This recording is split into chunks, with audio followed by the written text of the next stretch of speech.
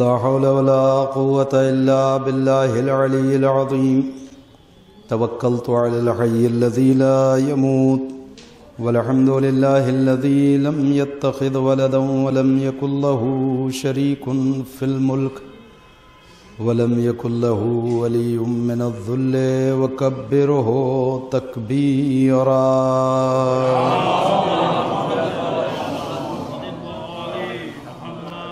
وأعوذ بالله من الشيطان اللعين الرجيم بسم الله الرحمن الرحيم الحمد لله رب العالمين بارئ الخلائق أجمعين باعث الأنبياء والمرسلين الصلاة والسلام والتحية والإكرام على بشير النذير السراج المنير شفيع المذنبين المخاطب بطه وياسين الرسول المصدد والنبي المؤيد والمصطفى الأمجد مولانا وسيدنا أبي القاسم محمد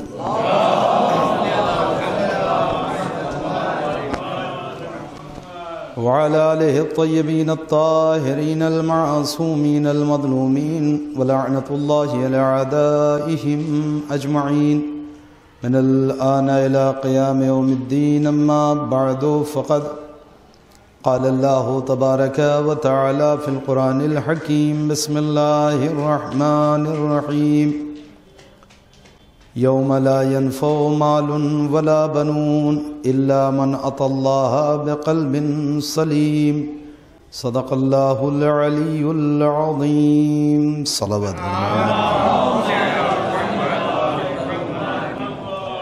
قبل اس کے کہ آغاز گفتگو ہو گزارش ہے ایک بار سورہ حمد اور 3 بار سورہ اخلاص کی تلاوت فرمائیں اور اس کا ثواب مرحومہ نسرین رضوی بنت سید سلطان حسین رضوی کی روح کو ایصال کریں۔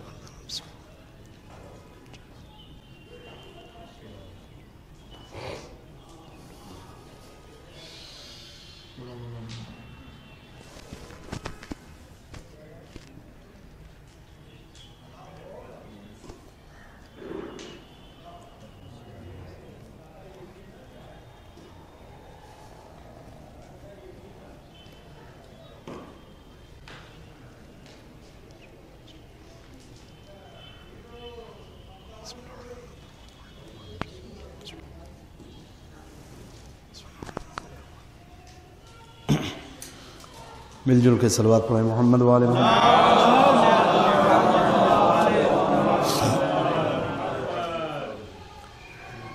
عزیزان گرامی، مجلس برائے سال ثواب ہے اور بعنوان چہل منعقد ہے، لہذا اسی کے پیش نظر کچھ گفتگو آپ کے اذہان عالیہ تک منتقل کرنا ہے۔ بہت زیادہ دیر آپ کو زحمت سماعت نہیں دی جائے گی۔ یہ روزانہ ہماری صفوں اور ہماری بزم سے کسی نہ کسی کا اٹھ جانا اور اس دنیا سے اس دنیا کا سفر، یہ ایک ایسی حقیقت ہے یا ایک ایسا سفر ہے کہ جو بالآخر ہر انسان کو کرنا ہے، اور ان مراحل سے ہم ہوں یا آپ ہر ایک کو گزرنا ہے، اور ایک دن انسان کو اس کائنات کو چھوڑ کر کے اپنے مالک خالق اپنے معبود حقیقی کی بارگاہ میں کھڑے ہونا ہے، اور خود یہ فعل اور یہ عمل ہی اس قدر دشوار ہے کہ اگر انسان تصور کر لے، ٹھہر کر کے اس پہ تھوڑی دیر غور کر لے کہ کیا خدا کی بارگاہ میں کھڑے ہونا کوئی آسان کام ہے؟ اللہ کی بارگاہ میں حاضری دینا ہی کوئی آسان کام ہے؟ جانے دیں حساب اور کتاب و سوال و جواب ابھی ان مراحل سے صرف نظر کرتے ہوئے صرف اتنا تصور ہو اگر کہ اللہ کی بارگاہ میں کھڑے ہونا ہے. توجہ کریں آپ. تو خود یہ تصور انسان کے قدموں میں لغزش پیدا کرنے کے لیے کافی ہے. اس لیے کہ آپ دیکھیں کہ جن کی کوئی حیثیت نہیں ہے دنیاوی اعتبار سے، چند دنوں کے لیے اگر تخت مل گیا، تاج مل گیا، حکومت مل گئی، اقتدار نصیب ہو گیا، اور اب شہنشاہ بن کر کے بیٹھے ہیں، بادشاہ بن کر کے بیٹھے ہیں، تو ایسے بادشاہوں کے دربار میں جا کر کے اس کے روبرو کھڑے ہونا ہی انسان کے لیے کتنا دشوار ہے. توجہ کریں آپ. زبان لکنت کرنے لگتی ہے، ماتھے پہ پسینے ابھر آتے ہیں، جسم بے جان ہونے لگتا ہے، قدموں میں قوت ختم ہو جاتی ہے. ایک بادشاہ، ایک ملک کے بارگاہ میں کھڑے ہونا ہے صرف. توجہ کریں آپ. یہ ان بادشاہوں کی گفتگو ہے کہ جس کا اختیار صرف تخت، تاج اور تلوار سے زیادہ نہیں ہے. وہ ملک کہ جو اپنی صفت کو بیان کر رہا ہے، مالک یوم الدین، قیامت کا دن کا مالک ہے، ملک ہے، حاکم ہے. اس کو آپ قرات کی بحث میں نہیں چھوڑنا چاہتا، ورنہ علماء نے اس کو اس طریقے سے بھی پڑھا ہے. ملک یوم الدین بھی آپ پڑھ سکتے ہیں. توجہ کریں آپ. وہ حاکم ہے، وہ بادشاہ ہے، اور ایسا حاکم اور بادشاہ کہ جہاں پوری کائنات اس کے زیر تصرف ہے. ایسے حاکم اور ایسے معبود کی بارگاہ میں جا کر کے بندے کو کھڑے ہونا ہے. توجہ کریں آپ. اور یہ وہ مرحلہ ہے کہ جو مجھے اور آپ کو ہر ایک کو طے کرنا ہے. مومن ہو، غیر مومن ہو، ایمان رکھنے والا ہو، خدا پر ایمان نہ رکھنے والا ہو، کلمہ پڑھنے والا ہو، کافر ہو، مشرک ہو، بے ایمان، اس سے کوئی فرق نہیں پڑتا ہے. جسے بھی بشکل انسان اللہ نے اس دنیا میں بھیجا ہے، اسے بہرحال ایک نہ ایک دن اپنے معبود کی بارگاہ میں کھڑے ہونا ہے. توجہ کریے گا. میں تھوڑا سا گزارش کروں گا معذرت کے ساتھ کہ اگر مومنین ذرا سا آگے آ جائیں تو گفتگو کچھ منظم انداز میں ہو جائے. ایک صلوات پڑھ لیں محمد والے محمد. اب توجہ کریں. تو یہ وہ مرحلہ ہے کہ انسان کو اس دنیا کو چھوڑنا ہے اور اس دنیا میں قدم رکھنا ہے اور خدا کا سامنا کرنا ہے. بارگاہ خدا میں کھڑے ہونا ہے جا کر کے. توجہ کریں. اور یہ وہ کیفیت ہے کہ اسے پڑھنا آسان ہے، سن لینا آسان ہے، مگر اس کی حقیقت کا ادراک اتنا آسان نہیں ہے. اسے اگر میں اپنے نوجوانوں کو سمجھانا چاہوں تو بس 2-4 جملوں میں یوں گفتگو ہو سکتی ہے کہ قیامت کے معنی کیا ہے؟ قیامت کا مطلب کیا ہے؟ قیامت بنا ہے قیام سے. قیام کہتے ہیں کھڑے ہونے کو. توجہ کریں آپ. قیام یعنی کھڑے ہونا، قعود یعنی بیٹھ جانا، اسی سے ہے یہ قیامت. قیامت یعنی پیش پروردگار کھڑے ہونا. تو ابھی مسئلہ یہ نہیں ہے کہ کیا سوال ہونا ہے اور کیا جواب دینا ہے اور کیسی سزا اور کیسی جزا، یہ سارے مراحل بات کے ہیں. مسئلہ یہ ہے کہ خود اتنی قوت ہے نفس میں کہ وہ پیش پروردگار کھڑا ہو سکے، بارگاہ خدا میں کھڑا ہو سکے. توجہ کریے گا. کیوں؟ اس لیے کہ قیامت کی خصوصیت یہی ہے، اس کا نام ہی قیامت ہے، کہ جب تمام مخلوق خدا پیش خدا کھڑی ہوگی. اور توجہ کریے گا. اور یہ مرحلہ نہایت دشوار ہے. اتنا دشوار ہے کہ اس کے لیے باقاعدہ مومن کو، مسلمان کو تیار کیا گیا ہے کہ تمہیں ایک دن اپنے معبود کی بارگاہ میں کھڑے ہونا ہے.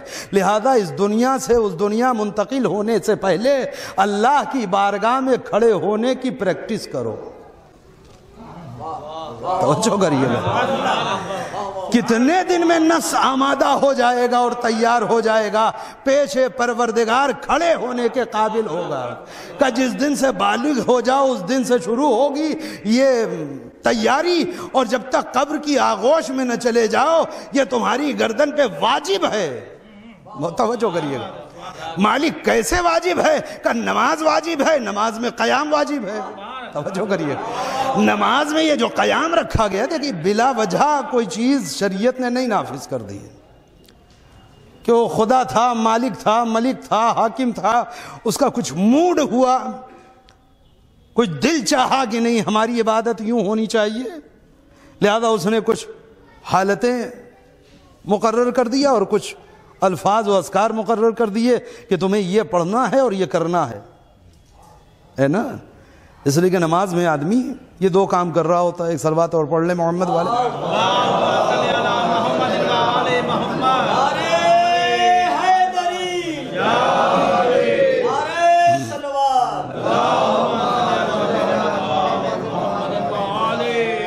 ورنہ دنیا میں بہت سارے مذاہب پائے جاتے ہیں کہ جن کے ہاں عبادت ہوتی ہے اور ان سب کی عبادتوں کا انداز اور طریقہ جدا جدا ہے۔ کچھ مذہب ایسے ہیں کہ جہاں جانے والے اپنے عبادت خانوں میں جانے کے بعد بالکل سیدھے کھڑے رہتے ہیں کچھ دیر تک، اور یہی ان کی عبادت ہے۔ کچھ وہ ہیں کہ جہاں جا کر کے اس انداز میں بیٹھا جاتا ہے جیسے ہم تشہد میں بیٹھتے ہیں، کچھ دیر تک بیٹھے ہیں، یہی ان کی عبادت ہے۔ کچھ وہ ہیں کہ جو سجدہ ریز ہو جاتے ہیں اور کچھ دیر تک سجدے میں پڑے رہتے ہیں، یہی ان کی عبادت ہے۔ تو ان میں سے کوئی ایک طریقہ خالق کائنات بھی اختیار کر لیتا کہ دیکھو اس طریقے سے تمہیں کھڑے رہنا ہے کچھ دیر، یا اس طریقے سے کچھ دیر بیٹھ سکتے ہو، یا اس انداز میں کچھ دیر سجدہ ریز ہو جاؤ، کافی ہے۔ توجہ کریں آپ، لیکن ان میں سے کسی چیز کا انتخاب نہیں ہوا، بلکہ مکمل ایک عبادت، کچھ دیر کھڑے رہنا ہے قیام کی حالت میں، اور پھر رکوع، پھر سجدہ، پھر اس کے بعد سجدے سے اٹھنا، دوبارہ سجدے میں سر رکھنا، یعنی کچھ حالتیں ہیں، کچھ کام ہے جو کرنا ہے، اور یہ سب بھی خاموشی سے نہیں، اس کے ساتھ ساتھ کچھ اذکار ہیں جو تمہیں انجام دینا ہے۔ جب حالت قیام میں ہو تو یہ پڑھو، رکوع میں ہو تو یہ پڑھو، سجدے میں ہو تو یہ کہو۔ توجہ کریے گا، میں آنا چاہتا ہوں اس آیت کی طرف جسے گفتگو کا عنوان بنائے، تو تمہیدی طور پر چند باتیں زبان پہ جاری ہو گئی، لہذا جلدی جلدی عرض کر رہا ہوں کہ خود جب اللہ کے سامنے کھڑے ہونا ہے تو یہ دشوار مرحلہ ہے۔ توجہ کریں، اور اس قدر مشکل مرحلہ ہے قیامت کا، بارگاہ خدا میں کھڑے ہونا، کہ جس کے لیے باقاعدہ اسلام نے آمادہ کیا ہے مسلمان کو۔ دن بھر میں اور کوئی نماز نہ پڑھو تو کم از کم واجب تو پڑھو گے، 17 رکعت تو پڑھو گے۔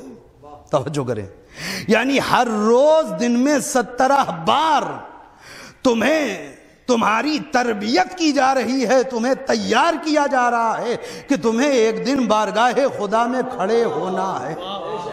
توجہ کریں، یہ وہی قیام و قیامت دونوں ایک چیز ہے۔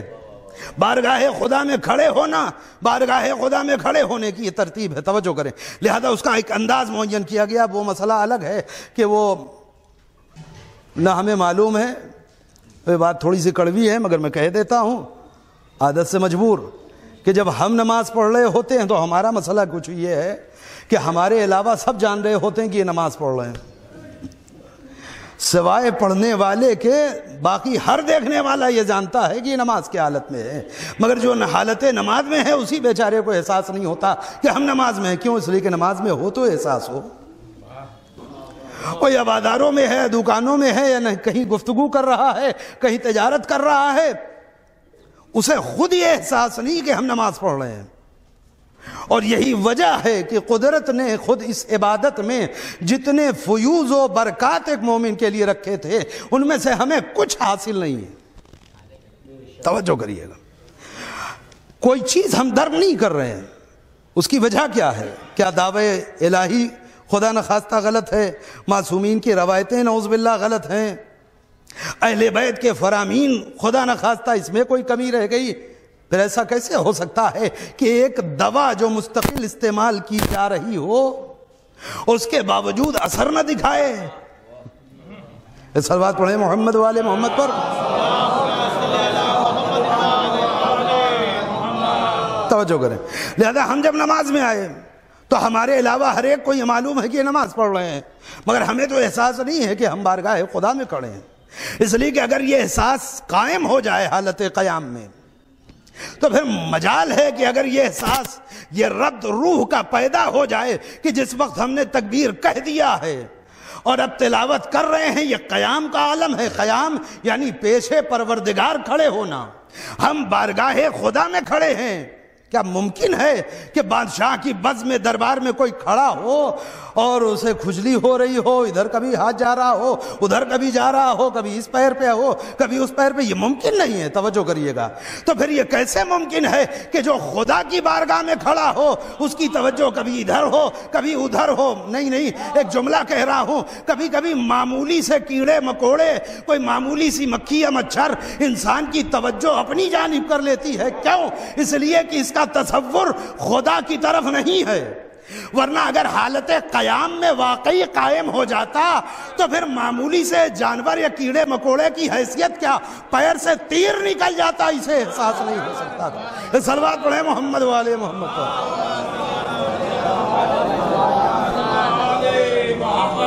کیوں؟ اگر یہ احساس قائم ہو کہ ہم اس ہستی کے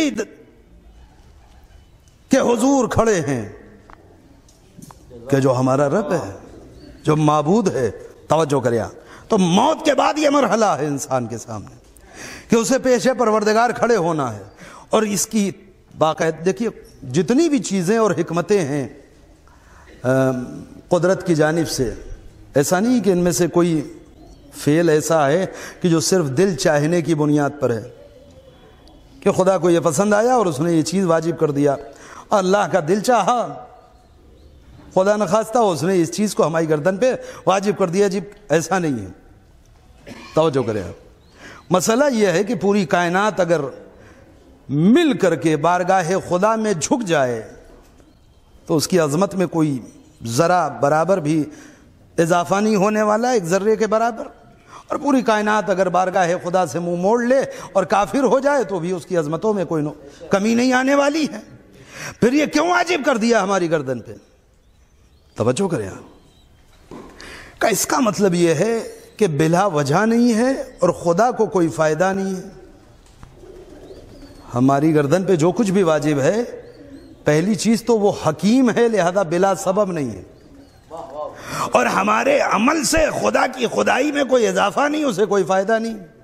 تو گھوم پھر کے ایک ہی نتیجہ نکلتا ہے اور ایک ہی راستہ، اور وہ یہ ہے کہ اس میں ہمارا ہی کہیں نہ کہیں فائدہ ہے۔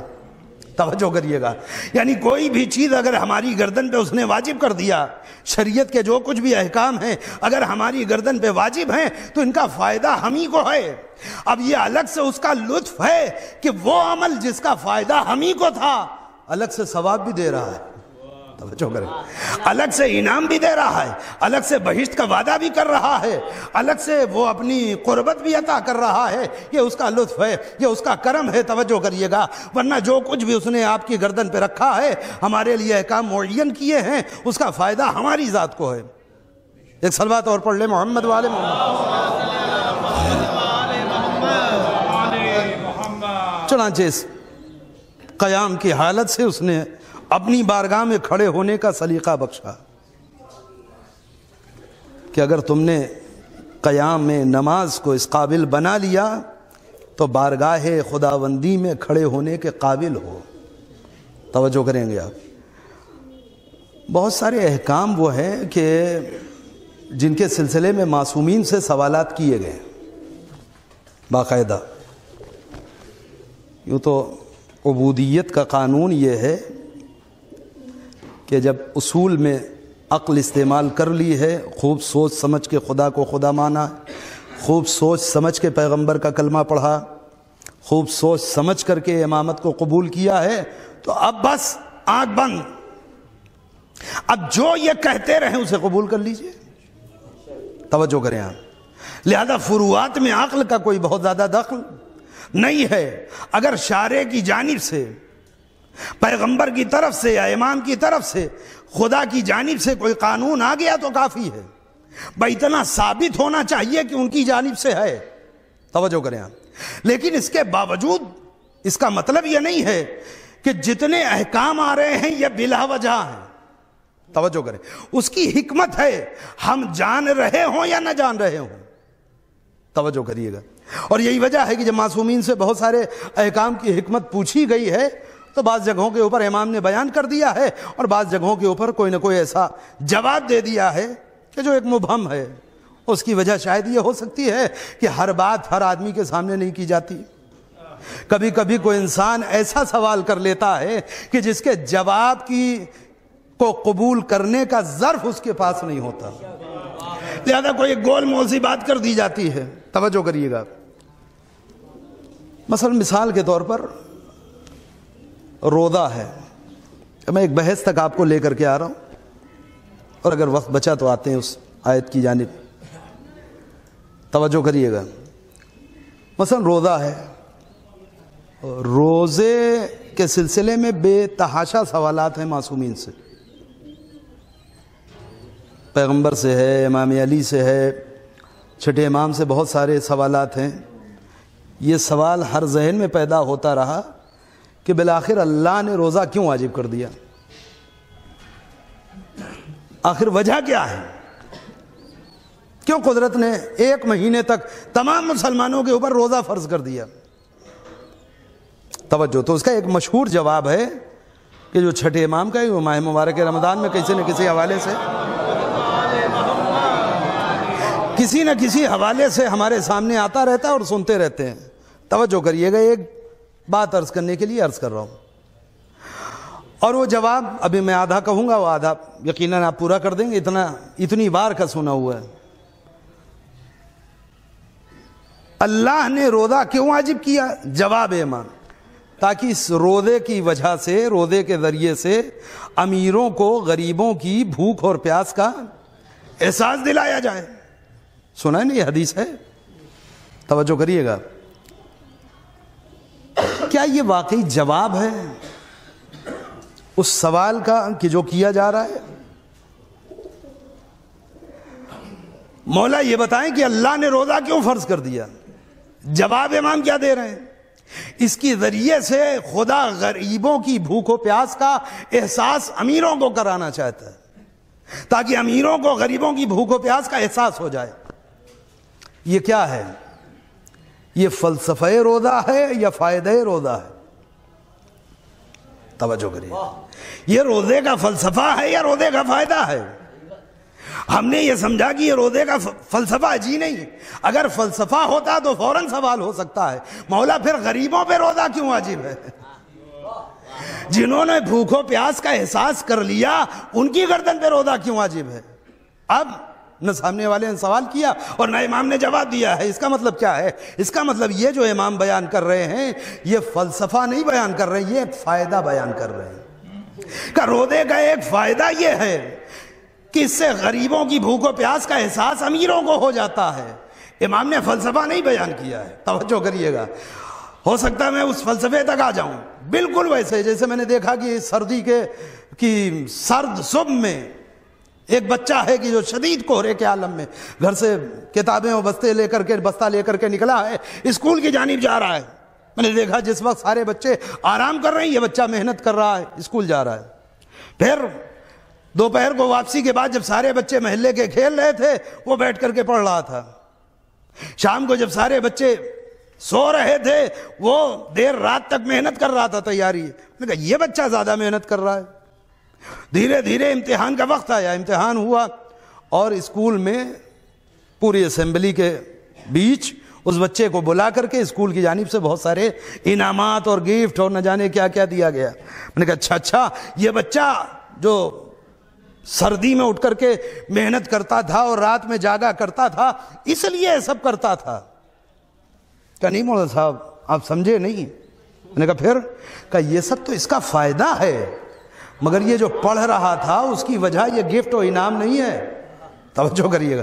لہذا فائدہ الگ ہوتا ہے اور وجہ دوسری ہوتی ہے. یہ راتوں میں اس لیے جاگ رہا تھا، یہ محنت اس لیے کر رہا تھا، یہ پابندی سے اسکول اس لیے جا رہا تھا تاکہ اس کے ذریعے سے اپنے مقام کو بلند کرے، علم حاصل کرے. ساتھ ساتھ اگر کچھ گفٹ مل جائے، کچھ تحفے مل جائے، کچھ انعام مل جائے تو یہ ایک الگ فائدہ ہے. توجہ کریے گا، امام جو یہ کہہ رہے ہیں کہ اس روزے کے ذریعے سے امیروں کو غریبوں کی بھوک پیاس کا احساس دلایا جا رہا ہے، یہ فائدہ ہے، یہ فلسفہ نہیں ہے روزے کا۔ بالکل ویسے ہی کہ جیسے نماز پڑھنے والا، اب تو بہت بڑے بڑی چیزیں فلسفے سامنے آ رہے ہیں نا، کہ اصل میں نماز کے یہ فائدے ہیں کہ فائدہ ہے کہ اس سے گھٹنا ٹھیک رہتا ہے، اس سے جو ہے بہترین ورزش ہوتی ہے، بہترین ایکسرسائز ہوتی ہے، اب تو اس کی تشبیہ یوگا سے بھی دے دی گئی، یہ سب کچھ ہو گیا، اس سے بدن فٹ رہتا ہے، یہ سب کچھ ٹھیک۔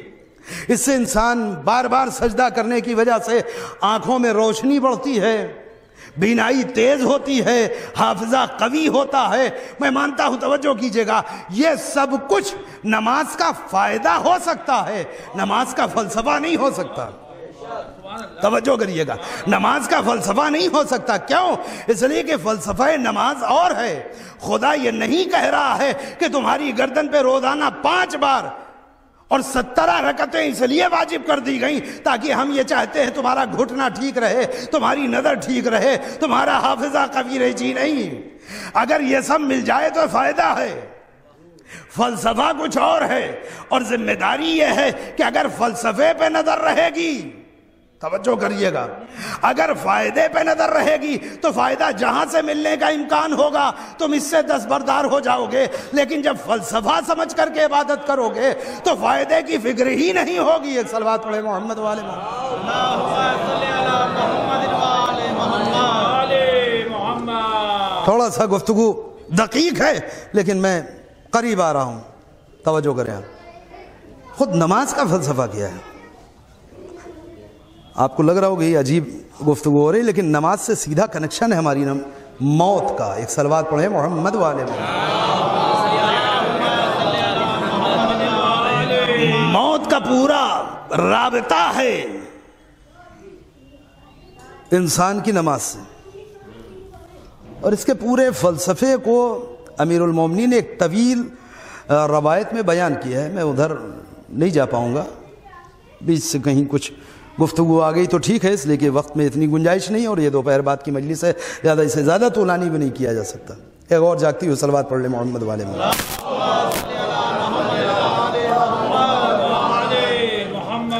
توجہ کریں آپ، کیسے؟ خود نماز کا فائدہ کیا ہے؟ کیسے گھٹنا ٹھیک رہتا ہے، اور بینائی تیز رہتی ہے، اور حافظہ قوی ہوتا ہے، اور ورزش ہے، اور بہترین، یہ سارے فائدے ہیں۔ اللہ نے نماز کیوں واجب کی؟ کیا خود قرآن سے پوچھ لیجئے۔ بسم اللہ الرحمن الرحیم، ان الصلاۃ تنہی عن الفحشاء والمنکر۔ نماز انسان کو اصل میں فحاشی اور منکرات سے بچاتی ہے۔ توجہ کریے، دیکھیے آخرت سے رابطہ آیا نماز کا۔ نماز کا کام یہ ہے کہ یہ نماز انسان کو برائیوں سے، فحاشیوں سے، خرابیوں سے، گناہوں سے محفوظ رکھتی ہے۔ خود نماز کا کام ہے۔ ان الصلاۃ تنہی عن الفحشاء والمنکر۔ یہ نہیں کہا جا رہا کہ نماز پڑھنے والا برائیوں سے بچ بچ کے زندگی گزارتا، جی نہیں۔ یہ ایک بہترین اور خوبصورت بحث اگر آپ نے اس کو محسوس کر لیا۔ قرآن سیدھے سیدھے نماز کا یہ فعل اور یہ اثر بتا رہا ہے۔ ان الصلاۃ تنہی عن الفحشاء والمنکر۔ توجہ کریں، تم نے اگر نماز پڑھ لی تو اب تمہیں برائی سے بچنے کی ضرورت نہیں ہے۔ یہ جو نماز پڑھ لیا ہے، اسی نماز کی ذمہ داری ہے کہ تمہیں برائی سے بچائے گی۔ اور توجہ کریے گا، قرآن کسی خطیب کی خطابت نہیں ہے، کسی شاعر کا کلام نہیں ہے کہ جو کچھ لفظیں ادھر کی ادھر ہو جائیں اور آپ ہر سننے والا اپنے اعتبار سے مفہوم نکال لے۔ نہیں، جو لفظ جہاں پر رکھ دیا ہے خالق نے، اس میں کہیں سرے منہ تبدیلی کی گنجائش نہیں ہے، لہذا اس نے نماز ہی کا یہ کام اور یہ اثر بیان کر دیا۔ ان الصلاۃ تنہی عن الفحشاء والمنکر، یہ خود نماز تمہیں برائی سے روک لے گی۔ توجہ کریے گا۔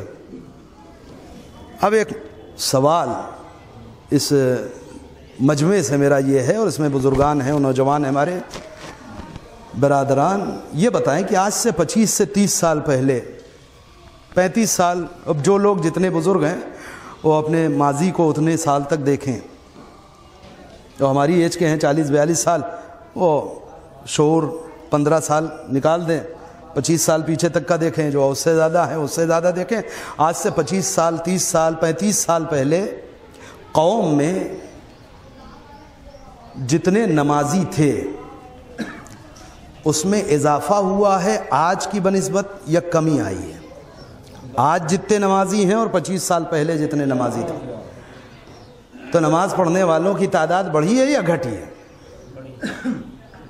بڑھی ہے نا۔ اب میں فوراً دوسرا سوال کرنے جا رہا ہوں۔ آج سے 25-30 برس پہلے قوم کے افراد میں جتنا اخلاق، جتنا مروت ہے، جتنی تہذیب، جتنا بھائی کا بھائی کے لیے جذبہ، جتنا بزرگوں کا احترام، جتنا والدین کی عزت، جتنی حمیت، جتنی غیرت، جتنی وفا، یہ سارے فضائل اور کمالات تھے، اس میں اضافہ ہوا ہے آج یا کمی آئی ہے؟ دیکھیے دونوں باتیں آپ لوگوں نے کہی ہیں، ابھی نہ میں نے نماز والے پہ کچھ کہا ہے اور نہ صلوات پڑھیے محمد والے محمد پر۔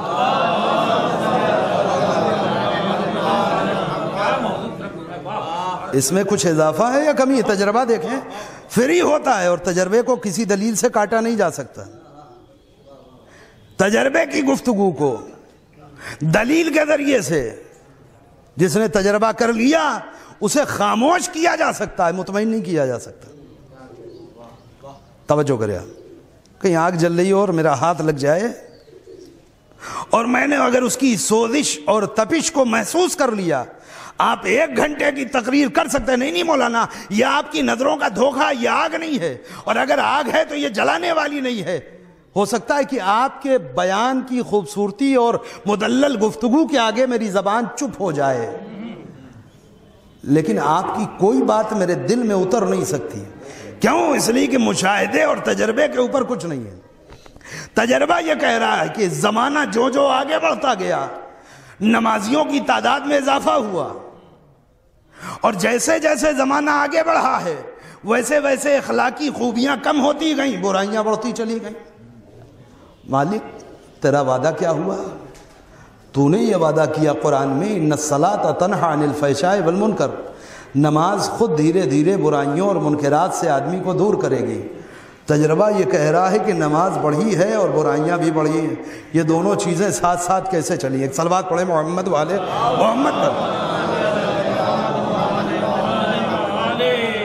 یہ دونوں باتیں اگر کوئی حدیث ہوتی تو کوئی نہ کوئی راستہ نکالا جاتا، کہیں کوئی روایت ہوتی تو کوئی اشکال وارد ہو سکتا تھا، پتہ نہیں راوی نے صحیح سے سنا نہیں سنا، کہنے والا صحیح سچ بولنے والا تھا یا جھوٹا تھا، روایت معتبر ہے غیر معتبر ہے، حدیث صحیح ہے غلط ہے، یہ ساری بحثیں۔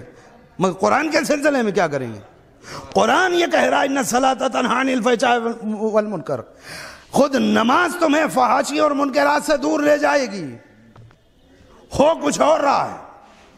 توجہ کریے، مالک یہ خرابی کیسے پیدا ہو گئی؟ ہم نے نماز کو قبول کیا، نماز کو اپنایا، نماز کو لیا، ہمیں برائیوں سے دور ہونا چاہیے تھا، مگر نماز بڑھتی چلی گئی، برائی بڑھتی چلی گئی۔ توجہ کریں، قاسم تمہاری خرابی یہ ہے۔ قرآن جن لفظوں میں گفتگو کرتا ہے، مالک جن لفظوں میں گفتگو کرتا ہے اس کا ذمہ دار ہے۔ ایک صلوات پڑھیں محمد والے محمد پر۔ میں سیدھے آپ کے سامنے چند اوپر کی گفتگو ہے کہ جو کر رہا ہوں، اس لیے کہ بہت زیادہ ڈیٹیل میں جانے کا موقع نہیں ہے۔ توجہ کریں آپ، مالک یہ خرابی کہاں پیدا ہو گئی کہ پورے قرآن پہ نظر ڈالو، بارہا تمہیں نماز کی دعوت ملے گی، نماز کا تذکرہ ملے گا، پورے قرآن میں غور کرو اور یہ بتاؤ کہیں ایک جگہ بھی میں نے تم سے یہ کہا ہے کہ نماز پڑھو؟ پورے قرآن میں کہیں کوئی ایک موقع ایسا نکالو جہاں میں نے یہ کہا ہو کہ نماز پڑھو۔ مالک نماز نہیں پڑھنا، کہا جی نہیں، کہا پھر، کہا جب بھی قرآن نے کہا اقیم الصلاۃ، نماز قائم کرو۔ توجہ کریے گا، ہم نے ہمیشہ یہ کہا کہ نماز قائم کرو، طریقہ قرآن نے دیا کہ نماز کو قائم ہونا ہے۔ ہم مسجد سے پڑھ کے نکلے، ہم مصلی سے پڑھ کے اترے، اور اس کے بعد یہ چاہتے ہیں کہ نماز وہی فائدہ پہنچائے کہ جس کے لیے خالق نے نماز ہماری گردن پہ واجب کیا۔ معبود یہ اثر کب پیدا ہوگا کہ نماز قائم کر کے دیکھو، اگر یہی نماز تمہیں برائیوں سے محفوظ نہ کر لے تو پھر بات ہی کیا ہے۔ توجہ کریے، ایک صلوات پڑھیں محمد والے محمد پر، بہت توجہ۔ اب یہ نماز قائم کیسے ہوگی؟ کیسے قائم ہوتی نماز؟ اس پہ مفسرین کی پوری بحثیں ہیں، اور جب آپ تفسیر اٹھائیں گے تو آپ دیکھیں، مگر اگر اس ساری گفتگو کو نہ کیا جا سکے تو یہ کوئی خوبصورت طریقہ اور بہترین راستہ تو نہیں ہے کہ جہاں مکمل حاصل نہ ہونے کا امکان ہو تو مکمل چھوڑ دیا جائے۔ ایک قدم صحیح، ایک زینہ صحیح، جہاں تک پہنچ سکتا ہے آدمی کوشش تو کرے۔ توجہ کریں، میں نے بالکل شروع میں کہا تھا کہ عبادت یہ جو نماز کی شکل میں انسان کی گردن پہ واجب ہے، اس کو دو صورتوں میں قدرت نے رکھا۔ ایک چیز کیا تھی کہ اسے نماز کے عالم میں کچھ نہ کچھ پڑھتے رہنا ہے، زبان سے کچھ کہتے رہنا ہے۔ ایک دوسرے، ایک کوئی حالت نہیں ہے نماز کی کہ یا کھڑا ہو یا بیٹھا ہو یا سجدے میں ہو، بلکہ کچھ کام کرنا ہے، کچھ دیر کھڑے رہنا ہے، پھر رکوع کرنا ہے، پھر سیدھے کھڑے ہونا ہے، پھر سجدے میں جانا ہے۔ تو نماز دو چیزیں مل کر کے نماز بنتی ہے، کچھ کرنا ہے اور کچھ کہنا ہے۔ بہت توجہ کریں، ہمیں نہ یہ معلوم ہے کہ ہم کر کیا رہے ہیں، ہمیں نہ یہ معلوم ہے کہ ہم کہہ کیا رہے ہیں۔ بہت توجہ کریں گے، نہ یہ معلوم ہے کہ ہم کر کے کیا آئے ہیں اور نہ یہ معلوم ہے کہ ہم کہہ کے کیا آئے ہیں، جبکہ اس کے لیے قدرت نے اتنا سخت لہجہ استعمال کیا ہے کہ قرآن میں نظر نہیں آتا کہیں۔ اور لہجہ کیا ہے؟ اس کو پڑھا بہت سے لوگوں نے، لیکن وہ اپنے نقطے لگانے کے چکر میں زیادہ تر اس آیت کے صحیح مفہوم کو خطی کیا گیا ہے۔ میں کلی نہیں کہہ رہا ہوں، زیادہ تر یہ کام ہوا ہے۔ قرآن نے صاف صاف ایک جگہ کہا کہ بسم اللہ الرحمن الرحیم لا تقربوا الصلاۃ، دیکھو خبردار نماز کے قریب مت جاؤ۔ کب؟ وانتم سکارا، جب تم نشے کے عالم میں ہو تو نماز کے قریب بھی مت جاؤ، ٹھیک ہے؟ لا تقربوا الصلاۃ، خبردار نماز کے قریب مت جاؤ۔ یہ لہجہ سمجھ رہے ہیں آپ اس سے؟ قریب بھی مت جانا، کب؟ وانتم سکارا، جب تم نشے کے عالم میں ہو۔ تو یہ کتنے دن کی چھٹی دی ہے اللہ نے کہ اگر کسی نے نشہ کر لیا تو یہ نماز کے کتنے دن کی چھٹی کی گئی اس میں لا تقربوا الصلاۃ کر کے؟ کتنی نمازیں معاف ہوئی؟ توجہ کریں، سوال ہے نا۔ مالک کچھ بتائے گا کب تک یہ بیچارہ نماز کے قریب نہ جائے؟ کا اگلا جملہ پڑھو فوراً، دیکھیں، حتی تعلموا ما تقولون، لا تقربوا الصلاۃ وانتم سکارا حتی تعلموا ما تقولون، جب تک کہ سمجھنے نہ لگو کہ کیا کہہ رہے ہو۔ بہت توجہ کریے گا، یہ آیت ہے قرآن مجید کی۔ اس کا مطلب یہ ہے کہ ہم یہ سمجھے تھے کہ اصل میں معاملہ کوئی نشے کا ہے، نشے کی وجہ سے قدرت نے روک دیا کہ دیکھو نماز کے قریب مت جانا۔ بات نشے کی نہیں ہے، توجہ کریں۔ میں چاہتا ہوں نوجوانوں کو بھی ساتھ میں لے کر کے آگے بڑھا جائے۔ قرآن نازل ہوا عربی زبان میں، عربوں کی زبان میں۔ وہ جب تلاوت کرتے تھے یا قرآن پڑھتے تھے یا سورے پڑھتے تھے یا عربی کے الفاظ زبان پہ جاری کرتے تھے تو چونکہ ان کی لینگویج عربی تھی، ان کی زبان عربی تھی، انہیں خوب معلوم ہوتا تھا کہ کیا کہہ رہے ہیں۔ عرب جب عربی پڑھ رہا تھا تو اسے پتا تھا کہ وہ اپنی زبان پہ کون سا فقرہ لا رہا ہے، کیا کہہ رہا ہے۔ مگر انہی میں سے جب کوئی نشے کی حالت میں نماز میں آ جاتا تھا، شراب پی کر کے آ جاتا تھا، تو اب شراب کا اثر یہ ہوتا ہے کہ انسان کے ذہن کا رشتہ اس سے توڑ دیتا ہے۔ آپ نے دیکھا نا شرابی وہ کیا بڑبڑا رہا ہے، کیا بول رہا ہے، پوچھئے کچھ جواب کچھ، کس کو کیا کہہ دے، کس کی شان میں گستاخی کر دے، کس کا احترام کرے، اسے بیچارے کوئی تمیز تو ہے نہیں کہ اس کی زبان سے کیا نکل رہا ہے، اسے خود ہوش نہیں ہے۔ تو جب کوئی عرب حالت نشہ میں نماز کے قریب آتا تھا تو آیت آ گئی لا تقربوا الصلاۃ وانتم سکارا، دیکھو خبردار جب نشے کے عالم میں ہو تو نماز کے قریب مت آنا۔ کب تک نہ آنا؟ حتی تعلموا ما تقولون، جب تک کہ سمجھنے نہ لگو کہ کیا کہہ رہے ہو۔ توجہ کریے. اب میں ایک جملہ کہہ رہا ہوں عزیزو, مالک اور بہت مؤدبانہ انداز میں, وہ تو عرب تھے کہ جب نشے میں ہوتے تھے تب نہیں سمجھتے تھے کہ ہم کیا کہہ رہے ہیں حالت نماز میں. ہمارا کیا ہوگا بغیر نشے ہی کے کسی ایک نماز میں ہمیں نہیں پتا کہ ہم رکوع میں کیا کہہ رہے ہیں, سجدے میں کیا کہہ رہے ہیں, قیام میں کیا کہہ رہے ہیں, تشہد میں کیا کہہ رہے ہیں. صلوات پڑھیں محمد والے محمد. یہ گفتگو آسان نہیں ہے مگر میں بہرحال کروں گا. آدمی کو پسند وہ بات آتی ہے جو اس کے فیور میں جائے, وہ خلاف جائے تو قطعی کون پسند کرنے والا ہے دنیا میں. یہ آیت نشیڑیوں کے لیے صرف نہیں آئی ہے, ان لوگوں کے لیے آئی ہے کہ جو نماز کو بغیر سمجھے پڑھ رہے ہیں. قرآن کہہ رہا لا تقربو, خبردار قریب بھی مت آؤ نماز کے. یہ آیت اٹھا کر کے آپ دیکھ لی, کوئی اپنی جیب کی گفتگو نہیں. حتی تعلموا ما تقولون, جب تک سمجھنے نہ لگو کیا کہہ رہے ہو. قیام کی حالت میں کھڑے ہو کے تم نے خدا سے کیا کہا پتا ہے تمہیں؟ رکوع میں جھک گئے, تم نے زبان پہ ایک جملہ جاری کیا ہے, تمہیں معلوم ہے کیا کیا کہا ہے. سجدے میں گئے, تمہیں پتا ہے کہ تم نے کہا کیا ہے. اس آدمی کی گفتگو کا کوئی دنیا میں معمولی سے معمولی آدمی بھی اثر اور نوٹس لیتا ہے جو بے سمجھے بوجھے کچھ بول رہا ہو. تو اس کام کے لیے خدا ہی بچا تھا. دنیا میں کوئی آدمی اگر گفتگو کر رہا ہو اور ایسی گفتگو کہ جو بیچارہ خود نہ سمجھ رہا ہو, آپ کتنی دیر سنیے گا اسے, یہ بتائیے. ایک صلوات پڑھیے محمد والے محمد.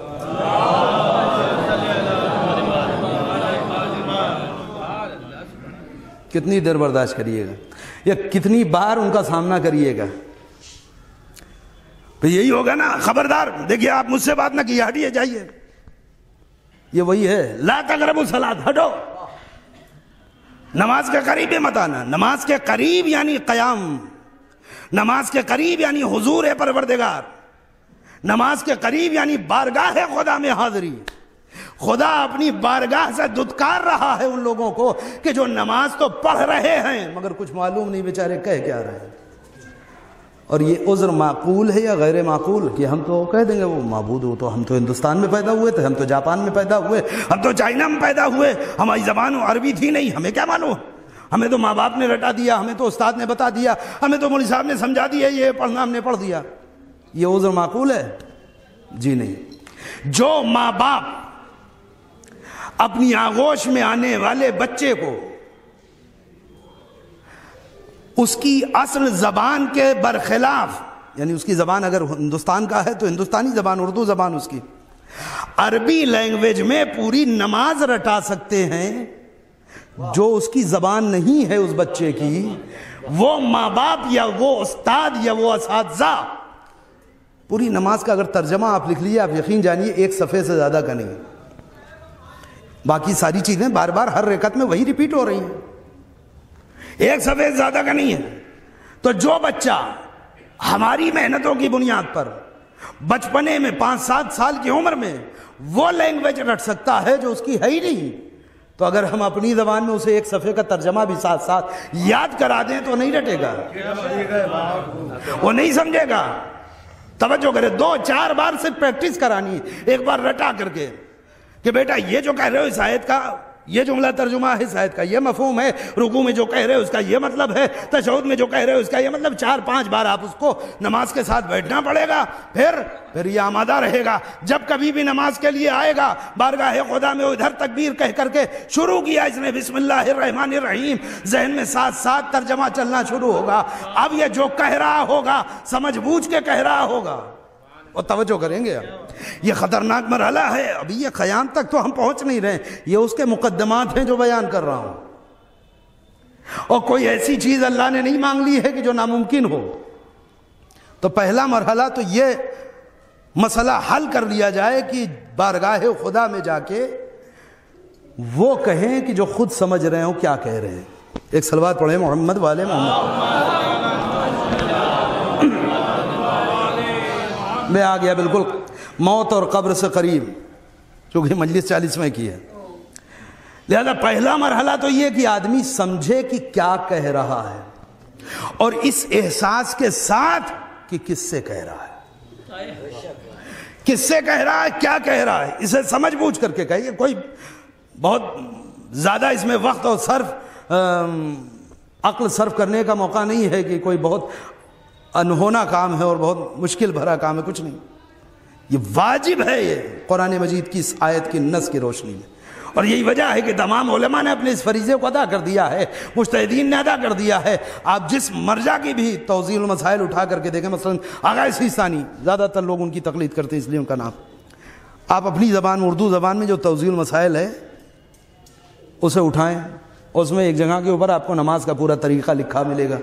تو طریقہ لکھ دیتے، ترجمہ لکھنے کی کیا ضرورت ہے؟ مگر آپ دیکھیں اس میں 7 ترجمہ لکھا ہے، جبکہ پڑھنا عربی میں ہے. کیوں؟ انہوں نے بتا دیا. تو ہماری مشکل یہ ہے کہ کبھی اٹھا کر کے توضیح پڑھنے یا کوئی مسئلہ سیکھنے کی زحمت کریں تب نا.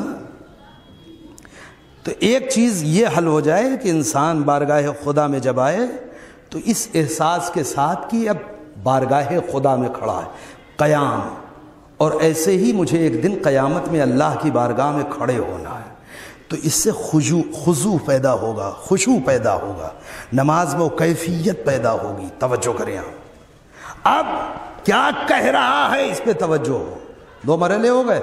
کیا کر رہا ہے میں اس کو دیکھ لیجئے. قیام کے بعد رکوع آتا ہے، مگر میں اس میں اگر داخل ہو گیا تو رکوع کی بحث تھوڑا سا لمبی ہے، لہذا میں اسے چھوڑ رہا ہوں جلدی سے. توجہ کریں آپ. اب امام علی علیہ السلام نے پوری ایک طویل داستان جو شروع میں زبان پہ آئی تھی، میں نے سوچا کہ یہ گفتگو اسی پہ کر دی جائے. پوری ایک روایت ہے کہ اس میں نماز پڑھنے والے سے ایک انٹرویو ہے گویا امام کا. نماز پڑھ کے پلٹا ہے، کیا کر کے آئے؟ نماز. اچھا، یہ جب تم اتنی دیر کھڑے تھے تو ذہن میں کیا تصور تھا، کیا کر رہے؟ کچھ نہیں. کہ جب رکوع کیا جھک گئے تو کس خیال اور کس نیت سے جھک گئے؟ کچھ نہیں، بس سکھایا گیا رکوع کرنا ہے قیام کے بعد، اس لیے جھک گئے. پھر دوبارہ کھڑے ہو کر کے ہی سجدے میں جانا کیوں؟ کچھ نہیں پتا. اب اس کے بعد سجدے میں بالکل مجلس کو اختتامی منزل تک لے آیا. اس کے بعد جب یہ بیچارہ پوری نماز اپنی تمام کر چکا تو امام نے کہا سنو. قیام سے گفتگو شروع، تشہد و سلام تک آئی، مگر میری گفتگو چونکہ ایک ایصال ثواب کی مجلس ہے اور چہلم کے عنوان سے، لہذا یہیں پہ رکے گی. امام نے کہا جب پہلی بار سجدے کے لیے سر کو جھکا رہے تھے تو کس خیال سے؟ کہ بھائی اتنا ہی خیال تھا کہ بارگاہ خدا میں جا رہے ہیں، بس نہیں، اس سے زیادہ تو نہیں. اگر وہ بھی خیال رہ جائے خوش قسمتی سے تو. امام نے کہا تب پھر کون سا سجدہ کر کے آئے ہو، کیسی نماز تمہاری؟ کہ مولا پھر کیا ہونا چاہیے تھا؟ کہ جب رکوع سے اٹھنے کے بعد سجدے کے لیے جھک رہے تھے تو تمہارے ذہن میں یہ احساس ہونا چاہیے تھا کہ مالک ہم تو تھے ہی نہیں، میرا کوئی وجود ہی نہیں تھا، ہم تو یہی مٹی تھے. جس مٹی پہ پیشانی رکھ رہے ہو اس خیال سے رکھو کہ ہم عدم میں تھے، اسی مٹی میں تھے، ہم تو تھے ہی نہیں. جب پہلے سجدے سے سر اٹھاؤ تو اس احساس کے ساتھ کہ مالک تو نے ہمیں اسی مٹی ہی سے تو اٹھایا. اور جب بیٹھو استغفر اللہ کہنے کے لیے تو یہ ذہن میں رہے کہ اب جب اس مٹی سے ہمیں اٹھایا ہے، اس دنیا میں بھیجا تو ہمیشہ کے لیے نہیں بھیجا. کیوں؟ اس لیے کہ دوبارہ پھر سجدے میں جاؤ اس احساس کے ساتھ کہ ایک دن واپس پھر اسی مٹی میں ملا دے گا. اور جب سجدے میں سر رکھ دو تو پھر یہ خیال رہے کہ مٹی میں مل کے فنا نہیں ہونا، پھر سجدے سے سر اٹھاؤ. کیوں؟ اس لیے کہ ایک نہ ایک دن اسی مٹی سے پھر اٹھا کر کے کھڑا کرے گا. یہ عزیزوں میں قریب لے آیا. میں کہاں تک اس کے سارے فلسفے پڑھوں؟ پوری ایک گفتگو ہے کہ جو طویل ہو جائے گی، مگر پوری گفتگو کو سمیٹ کے ایک جملہ کہہ رہا ہوں عزیزوں، جسے قیام کے وقت قیام کا انداز یاد رہے، جسے رکوع کے وقت کیوں جھک رہا ہے یہ یاد رہے. اور ہر رکعت میں 2 سجدے ہیں. توجہ کریے، 17 رکعتیں واجب ہیں، 34 سجدے واجب ہیں. یعنی دن بھر میں جس انسان کو 34 بار قیامت یاد ہو، قبر یاد ہو، موت یاد ہو، محشر یاد ہو، کیا ممکن ہے کہ نماز پڑھ کے مصلی چھوڑے؟ کوئی برائی قریب تو آ جائے، مگر مجبوری یہ ہے کہ بیچارہ نماز پڑھ کے آتا ہے بغیر کچھ سمجھے ہوئے. صلوات پڑھے محمد والے محمد. جو آدمی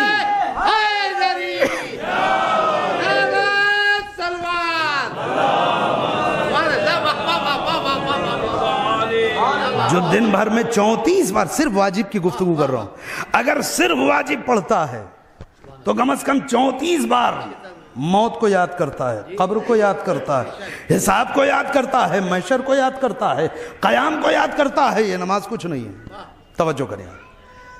اب آپ بتائیے وعدہ الہی صحیح ہے یا غلط؟ ان الصلاۃ تنہی عن الفحشاء والمنکر. ایک نماز صحیح پڑھ کے آؤ تو قائم کر کے تو آؤ.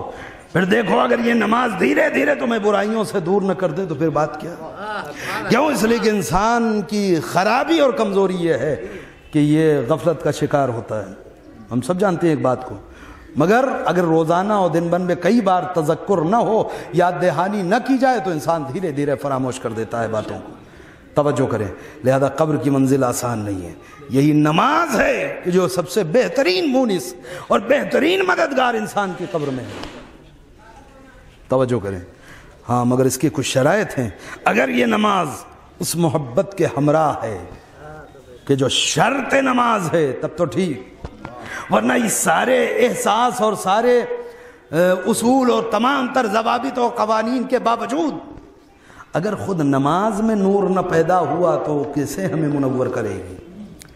لہذا جو محبت اہل بیت شرط نماز قرار دی گئی، اگر اس کے ساتھ ایسی نماز ہو جائے تو آپ یقین جانیں کہ پھر قبر کی منزلیں بھی آسان، حساب و کتاب بھی آسان، محشر بھی آسان، قیامت کا دن بھی آسان، بارگاہ خدا میں کھڑے ہونا بھی آسان. ختم گفتگو. اتنا آسان اگر یہ سارا مرحلہ ہوتا تو پھر ہم تو بہت دور کی چیز. خود بنت پیغمبر جب وصیت کریں، پیغمبر کی بیٹی اگر اپنے شوہر سے یہ وصیت کرے کہ علی بیٹھیں اور میری کچھ وصیتیں سن لیں، اور ان وصیتوں کے ساتھ ساتھ شہزادی ایک شیشی نکال کر کے علی ابن ابی طالب کے حوالے کرتی ہیں، علی اس شیشی کو میرے ساتھ میرے کفن میں رکھ دیجئے گا اور مجھے قبر میں دفنا دیجئے گا. تب یہ احساس ہوتا ہے کہ موت کوئی آسان چیز نہیں ہے، قبر کوئی آسان چیز نہیں ہے. اور یہ ان کے لیے نہیں ہے، خود خاتون محشر ہو، محشر کا اختیار جس کے پاس ہو، یہ ہمارے لیے، یہ انداز ہمارے لیے کس حد تک تیاری کی ضرورت ہے قبر کے لیے. علی جیسا امام اس شیشی کو لے کے کچھ دیر تک دیکھتا ہے اور پھر امام پوچھتے، امام جانتے ہیں؟ مگر یہ سوال نہ کرے تو جواب کیسے آئے؟ بنت رسول، یہ شیشی میں پانی جیسا کیا ہے جسے آپ اپنے ساتھ کفن میں رکھنے کے لیے وصیت فرما رہی ہیں؟ ابو الحسن یہ پانی نہیں ہے. کہ پھر کہ یہ رات کی تاریکیوں میں خوف خدا سے مصلی عبادت پر میرے آنکھوں سے نکلنے والے اشک ہیں جسے میں نے شیشی میں جمع کیا ہے.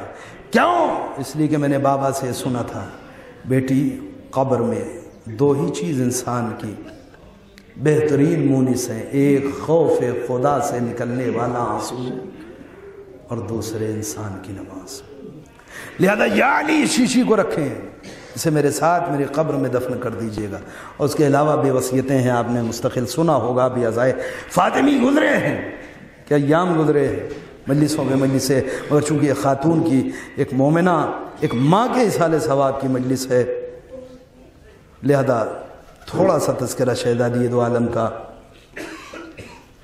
اے علی مجھے دفن کرنے کے بعد فراموش نہ کیجیے گا.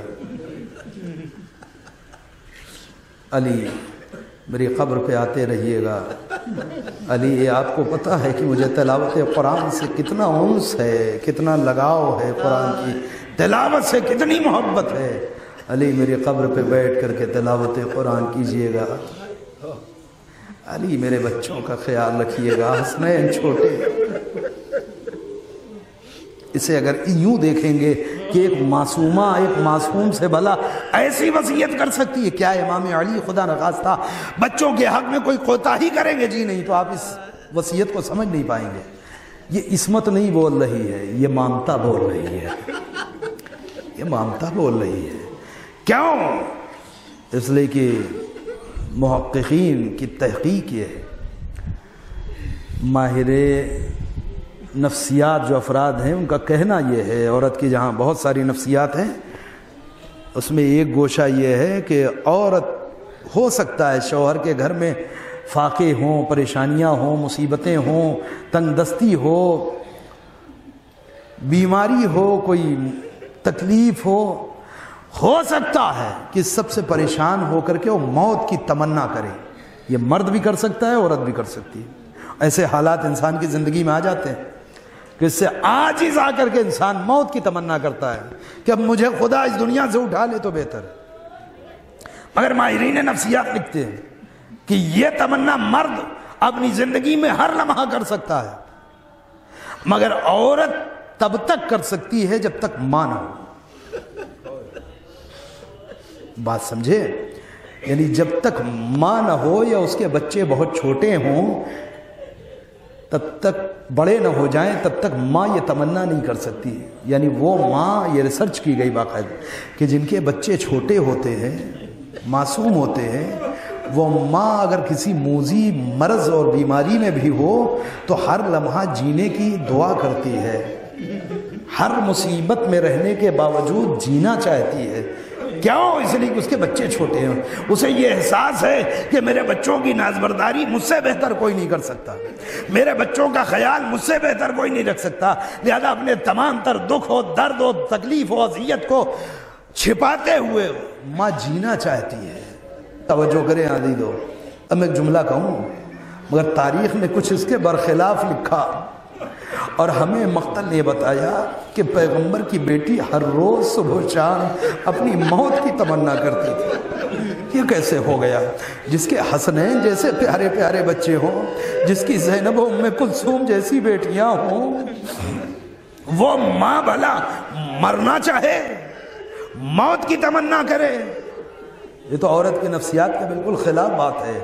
مگر ہاں عزیزو، کچھ اذیت ہی فاطمہ کو ایسی ہے، صبح و شام پیغمبر کی یہ بیٹی دن شمار کرتی ہے۔ میرے بابا نے مجھے بشارت دی تھی، وہ دن کب آئے گا؟ میرے بابا نے مجھے خوشخبری دیا تھا، وہ دن کب آئے گا؟ کسی نے پوچھا کون سی خوشخبری، کون سی بشارت؟ کہ تمہیں معلوم ہے جس وقت میرے بابا کا وقت آخر تھا اور بابا کا سر میرے دانوں پر تھا، اور ماں بابا کی اس کیفیت کو دیکھ کر کے میں تڑپ رہی تھی، بے قرار تھی، میری آنکھوں سے اشک ٹپک رہے تھے، باپ کے چہرے پہ گرے، بابا نے آنکھیں کھولی، میرے لال فاطمہ ابھی تیرا بابا زندہ ہے، کیوں رو رہی ہو؟ بابا آپ کا فراق مجھ سے برداشت نہ ہوگا، بابا میں آپ کے بعد کیسے اس دنیا اور کائنات میں رہوں گی؟ کہ جب میں سنبھل نہیں رہی تھی اس وقت بابا نے مجھے اپنے سینے سے لگا کے میرے کانوں میں ایک بات کہی تھی، اور وہ بات ایسی تھی کہ میری آنکھوں میں آنسو ہونے کے باوجود میرے لبوں پہ مسکراہٹ آ گئی تھی۔ بیوی، آپ کے بابا نے اس وقت کیا کہا تھا؟ کہ مجھے خوشخبری دیا تھا، فاطمہ میرے لال نہ گھبراؤ، زیادہ دن کی جدائی نہیں ہے، میرے اس دنیا سے جانے کے بعد سب سے پہلے تو ہی میرے پاس آنے والی ہے۔ اللہ اکبر! پیغمبر اس دنیا سے اٹھے اور اب چند دن کے بعد پیغمبر کی بیٹی پر وہ ظلم ہوا ہے، وہ ظلم ہوا ہے کہ جسے خود شہزادی اپنے لفظوں میں بیان کرتی، صبت علیہ مصائب لو انہا صبت علی الایام سرنا لیالیا۔ اے بابا، آپ کے بعد اتنے مصائب پڑ گئے کہ اگر وہ دنوں میں پڑھتے تو وہ شب کی طرح تاریخ ہو جاتے۔ جزاکم اللہ، خدا آپ کو کسی غم میں نہ رلائے سوائے غم اہل بیت علیہ السلام کے مجلس تمام۔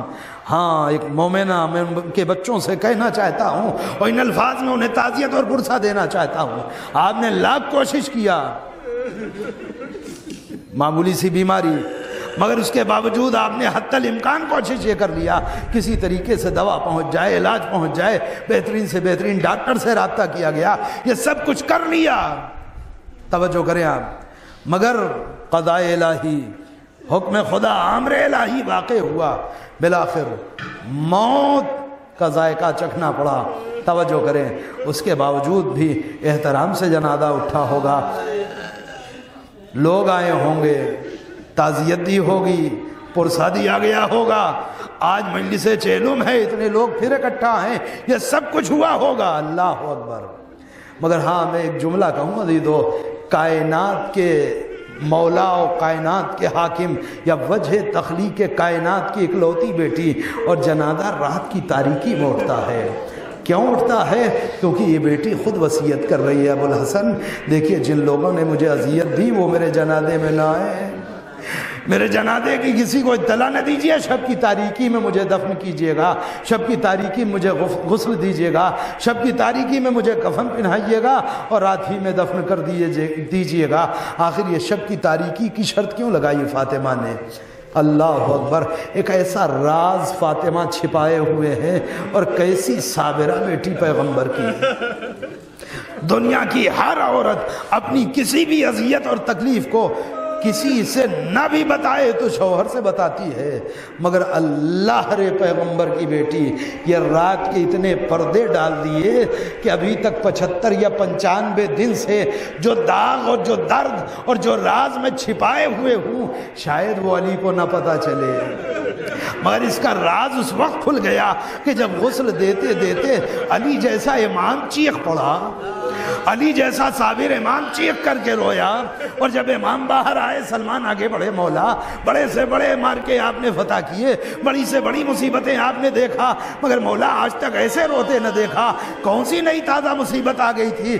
امام نے گلے میں باہیں ڈال دیا، سلمان ارے کیا بتائیں، جب میں نے غسل دینے کا ارادہ کیا میں نے دیکھا فاطمہ کی پسلیاں چور چور ہے۔ اے سلمان ارے رونا تو اس بات کا ہے اتنے دن گزر گئے مگر مجھے احساس تک نہ ہوا فاطمہ سانس کیسے لے رہی ہے۔ جزاکم اللہ خیرن جزا، خدا آپ کو کسی غم میں نہ رلائے سوائے غم آل محمد علیہ السلام کے۔ ہاں ایران میں ایک بہترین عالم دین ہیں، بہت ساری کتابیں بھی انہوں نے لکھی، بہترین مقرر بھی ہیں، ایرانی آغا انصاریان، ان کے حوالے سے یہ واقعہ بہت مشہور ہے جسے خود انہوں نے بیان کیا۔ وہ کہتے ہیں ایک جگہ کے اوپر میں نے مجلس پڑھا اور اتفاق سے مصائب جناب فاطمہ زہرا سلام اللہ علیہ بیان کر دیا۔ مجلس میں مومنین نے بہت زیادہ گریہ کیا، مجلس تمام ہو گئی، لوگ آہستہ آہستہ چپ ہو گئے، مگر کوئی شخص تھا کہ جو بہترین لباس میں ملبوس اور وہ دیوار سے سر ٹکرا ٹکرا کر کے رو رہا تھا۔ کبھی کبھی ہوتا ہے انسان کے دل پہ چوٹ لگ جاتی ہے، ایک حالت پیدا ہو جاتی ہے، کوئی کیفیت ایسی طاری ہو جاتی ہے، بے اختیار گریہ کرتا ہے انسان۔ کہتے ہیں میں کچھ دیر تک منتظر رہا کہ وہ چپ ہو جائے، مگر جب اس کا گریہ بڑھتا گیا میں نے دعا کرے ممبر سے نیچے آ گیا، دھیرے دھیرے لوگ کھڑے ہو گئے، نیاز تقسیم ہو گئی، مگر وہ روتا رہا۔ بانی مجلس میرے قریب آیا، مجھے لے کر کے کہا چلو چل کر کے انہیں دلاسا دیتے ہیں۔ ہم دونوں اس کے قریب آئے اور اسے اٹھا کے سینے سے لگایا، دھیرے دھیرے تسلی دیا، تشفی دیا، بھائی خدا تجھے اس کا بہترین اجر عطا کرے، واقعی اہل بیت پہ پڑنے والی مصیبتوں کا حق یہ ہے کہ ان پہ ایسے گریہ کیا جائے، مگر دھیرے دھیرے اسے سنبھالا، آہستہ آہستہ اس کی ہچکیاں کنٹرول میں آئیں کہ جب اس کے آنسو تھمے تو پھر میرے دل میں خواہش پیدا ہوئی، میں نے پلٹ کے اس سے ایک سوال کر لیا، مجلس تمام کر دیا دیدو۔ کہتے ہیں کہ میں نے اس سے پوچھا بھائی یہ تو بتا دو میرے اتنی دیر کے مصائب میں وہ کون سا جملہ تھا جس نے تمہارے دل پہ اتنا اثر کر دیا، وہ کون سی ایسی بات تھی جس نے تم کو اتنا بے قرار کر دیا کہ تم اس طریقے سے سر ٹکرا ٹکرا کے رو رہے تھے؟ کہ جملہ سنے اس کا آغا انصاریان کہتے ہیں کہ اس نے ہاتھوں کو جوڑ دیا، آقا آپ عالم دین ہیں، کتابوں کو پڑھتے ہیں، روایتوں کو دیکھتے ہیں، آپ نے ایک روایت کتاب میں دیکھی، آپ نے آگے ممبر سے بیان کر دیا، بس آپ کو احساس نہیں ہے کہ آپ نے پڑھا کیا ہے؟ توجہ کریے گا، آپ کو معلوم نہیں کہ آپ نے پڑھا کیا ہے؟ کہتے ہیں ہم اس کی جانب حیرت سے دیکھ رہے تھے، اس نے کہا یوں نہ دیکھیں، میں اتفاق سے ڈاکٹر ہوں۔ مجلس ہو گئی، وہ کہتا ہے کہ آغا میں ڈاکٹر ہوں اور اتفاق سے ہڈیوں کا ڈاکٹر ہوں،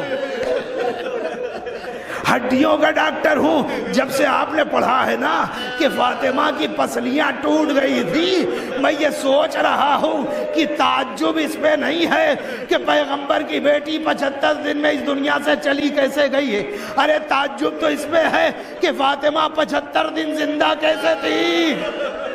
اس لیے کہ جب کسی کی پسلی کی ہڈی ٹوٹتی ہے تو یہ ٹوٹی ہوئی ہڈی سیدھے اس کے پھیپھڑوں کو دباتی ہے، جب وہ بندہ سانس لیتا ہے پھیپھڑوں میں چبھن ہوتی ہے۔ اللہ رے فاطمہ کا صبر اتنے دنوں تک ایسی اذیت کو ایسے محفوظ رکھا شوہر تک کو احساس نہیں فاطمہ کیسے زندہ ہے۔ انا للہ و انا الیہ راجعون ردن بقضائہ و تسلیما الا لعنت اللہ علی القوم الظالمین ربنا تقبل منا انک انت السمیع العلیم۔ بار اللہ ہمارے اس عمل کو قبول فرما، ہمارے گناہ کبیرہ و صغیرہ کو بخش دے، ہمیں اس وقت تک دنیا سے نہ اٹھا جب تک کہ تیری والے محمد کی ذات ہم سے راضی و خوشنود نہ ہو جائے۔ مالک پری دنیا میں جہاں کہیں بھی محبان اہل بیت بستے ان سب کی جان مال عزت و آبرو کی حفاظت فرما، جو افراد مقروض ہیں ان کے قرض کی ادائیگی کے اسباب فراہم فرما، جو افراد حج و زیارت کے مشتاق ہیں ان کو حج و زیارت سے مشرف فرما۔ مالک جو بے اولاد ہیں ان کی گودیوں میں اولاد نرینہ عطا فرما۔ پروردگار جن مرحومہ کے سال ثواب میں مجلس منعقد ہیں ان کے گناہوں کو بخش دے، انہیں جوار معصوم میں جگہ کرامت فرما۔ پروردگار وارث زہرا وارث کربلا ہمارے زمانے کے امام کے ظہور میں تعجیل فرما، ہم سب کو ان کے اعوان و انصار میں شریک فرما۔ ربنا تقبل منا انک انت السمیع العلیم۔